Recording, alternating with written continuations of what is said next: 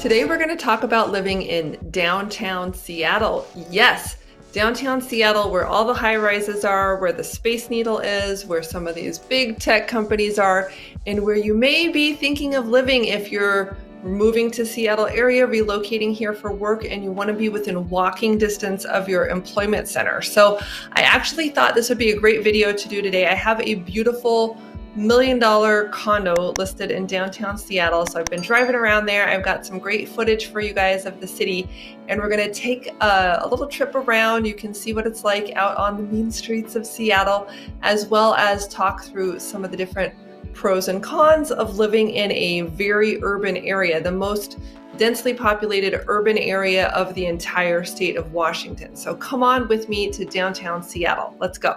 So downtown Washington is where it all began. When Seattle was first founded, when the state was being built, this was kind of the epicenter of what was going on. Western Washington had a thriving lumber development, logging down trees. We had a city built here that was actually burned and then rebuilt at a higher level. There were all sorts of questions about water and grade. So if you ever have a chance to come and do the Underground Seattle tour, it will give you some great insights on the history of Seattle, as well as the Museum of History and Industry, which is in a beautiful naval building in South Lake Union, right across from the new Google offices. So if you're in that area and you want to know where Seattle came from, that's a great place to start. I don't want to belabor it now. This is not a history video, but I do want to just point out that there are some really wonderful historical themes and that will be played up in some of the neighborhoods, especially Queen Anne, which was one of the top neighborhoods for old houses, Victorian homes in downtown Seattle, built around the time that Washington became a state in, I believe, around 1890 or so. My son would correct me on that. Downtown Seattle now is a collection of high rises. So we have some very tall buildings, including the Columbia Tower, which is the tallest of all the downtown buildings. But our Seattle city skyline is probably best known for the Space Needle, which was built in the 1960s for the World's Fair, where my grandparents helped volunteer at a booth, I believe. The freeway was built around that time, I-5, in the 1960s. So a lot of our development dates back kind of initially the early 1800s, that was rebuilt, and then a lot more development in the 60s, which you can also see from the architecture of other buildings like the Seattle Center, where we have a cool museum and things like that. But at the moment, we have all of these high rises. We have some big hills. So Seattle is built along Puget Sound, which is saltwater, ocean water. It opens out to the ocean, and we have a huge port called the Port of Seattle, which is south of the downtown area. This is where you'll see all the orange cranes. I think they look like dinosaurs. And ships will come actually from China, big container ships. They'll unload these ships. They'll put the containers onto trucks and trains and ship them around the country. There's also another port in Tacoma that's very similar. So this is a thriving metropolis with a lot of different things going on. The Port of Seattle is actually a huge employer in the area and is tied in with SeaTac International Airport, also to the south. So again, the downtown area has Puget Sound, which is to the west. It has a big hill that comes up away from the water, out of the water, and is filled with high-rise buildings. Then we have I-5, and then to the east of I-5, we have the Capitol Hill neighborhood, the First Hill neighborhood, also called Pill Hill, which is where a lot of the hospitals are. And then to the north, we have Queen Anne Hill, which has the radio tower on it, and a lot of older Victorian buildings, as well as older apartments and things like that. So there are a lot of different neighborhoods that you could choose to live in, and a lot of people have been working at some of the big employers like Google, Amazon, Facebook, and that those offices tend to be clustered around the South Lake Union area. This is an area that's been developed over the past 10 or 20 years by Paul Allen, who is the co-founder of Microsoft, along with Bill Gates. So Paul Allen had a lot of money, I think he was submarining around in the oceans. When he wasn't doing that, he was developing real estate just north of downtown Seattle. This had been kind of an industrial low-rise area, older manufacturing buildings and that type of thing. And so he said, hey, we can do better, and has built a lot of tall high-rise buildings in that area now. So just north of the main downtown area is a neighborhood called Belltown, which is very close to Pike Place Market. So Pike Place Market is our long-running, year-round, open-air farmers market. It features fresh fruits and vegetables, locally raised meats, locally grown flowers, and our famous fish market, where the fishermen and fishmongers will actually throw large fish that have been purchased by you to each other as kind of a tourist attraction. Then they'll wrap it up in paper. You can take it home, or they can ship it to you if you're a tourist. This is a really fun market. A lot of people who live in downtown go here to actually shop for many of their daily essentials, although there are a few nice upscale grocery stores, although they're a little bit expensive. It's I wouldn't say it's a food desert, but downtown Seattle is not the place to find a lot of grocery stores. However, there are a lot of condominium buildings here. Now, one of the challenges with the condos lately has been pre-COVID, because these things take a long time to build. There were a lot of new high-rise condominiums going. Amazon was booming, the tech sector was booming. They said, we want to have more people that can just walk to work. And so they've been building lots of new condos. And the challenge is that when COVID came, a lot of people did not want to live in a small condo that they, might be a studio with 400 square feet. A lot of times the amenities, the common spaces in the condominium buildings were shut down, so you could not go and access a lot of the common spaces.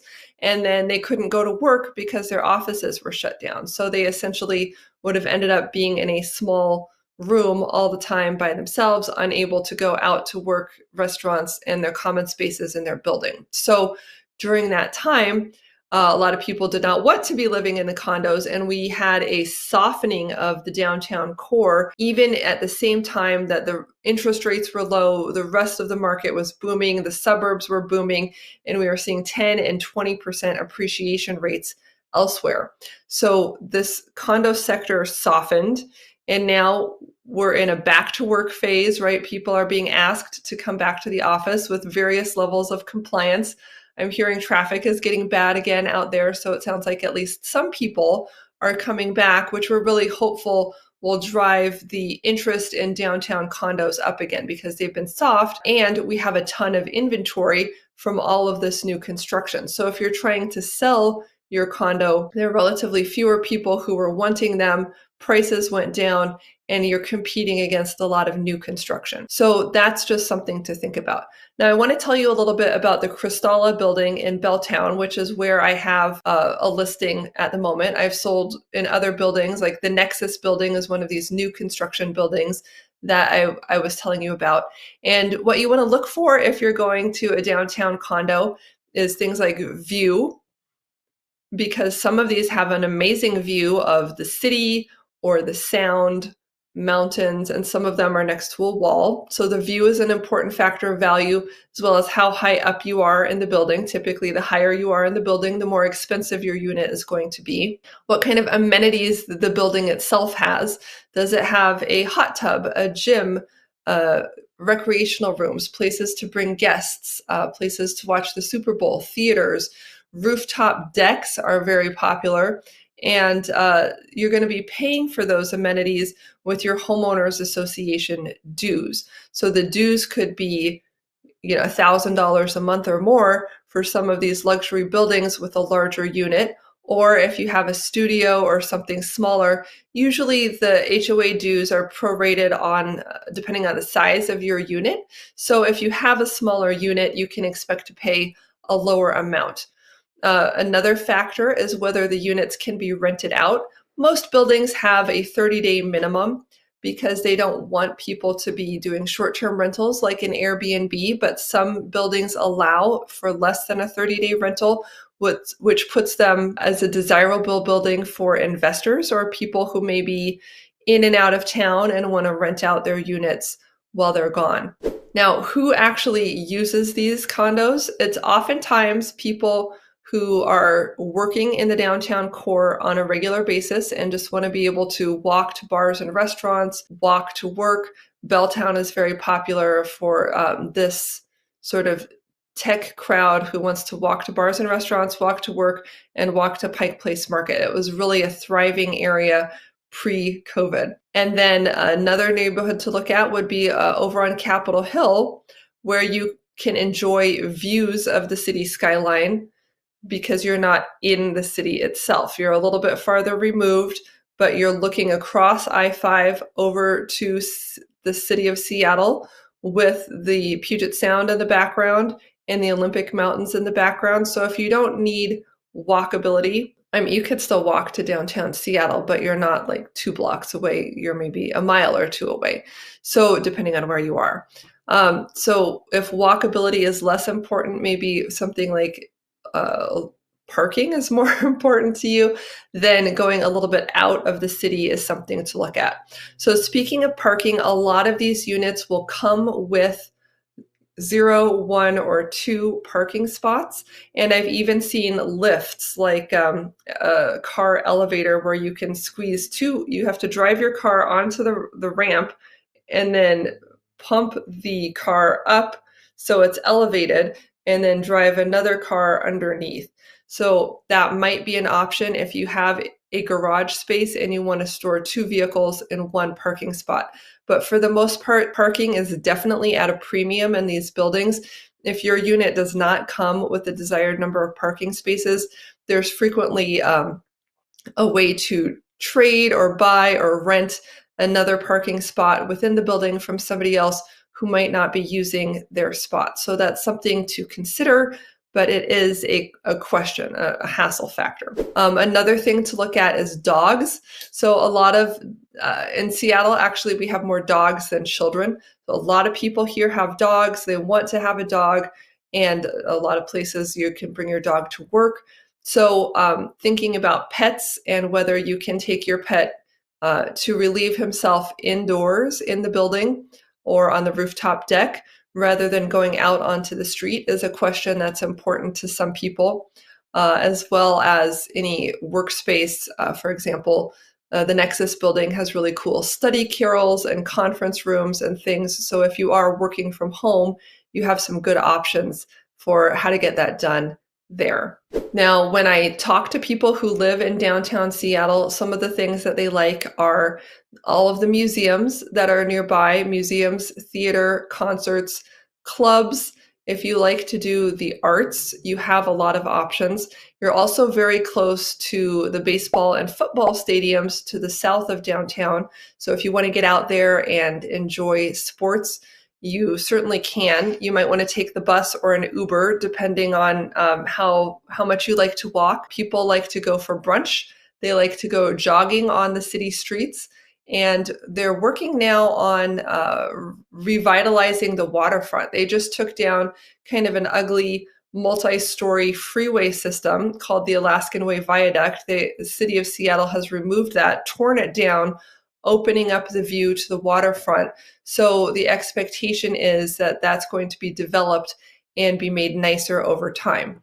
A concern that I have based on other things that I've seen in Seattle is whether public spaces in the area, like if they make a park and it has picnic benches, will these be taken up by homeless people or drug and alcohol users who are loitering in these areas, making them feel unsafe? There are also concerns with, I haven't seen lately too many tents or drug problems like out on the sidewalk, but there are certain places like freeway underpasses where homeless people and drug users can tend to congregate. Seattle does have a like free, safe shoot up needles and drug paraphernalia distribution area, and it also has food and free breakfast for homeless and that type of thing. So in a sense, it's very homeless friendly type of area, but in the sense that we have very expensive housing and housing shortages, we end up with a lot of homeless people out on the streets,